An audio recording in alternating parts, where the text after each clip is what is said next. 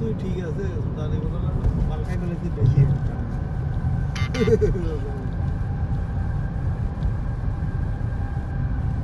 হিন্দি করে কক্সবাজার যাওয়া যায়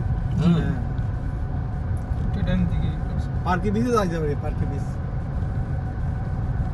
সবখানে যাওয়া যাবে এখান থেকে মানে এটা ডিজিটাল ভ্যারিয়েবল হয় নাকি একটাই তো না একটা গাড়ি তো চলে না আজকে সবরাদের কারণে আমরা তো চলে না ম্যাডাম সব বড় দিয়ে কি হবে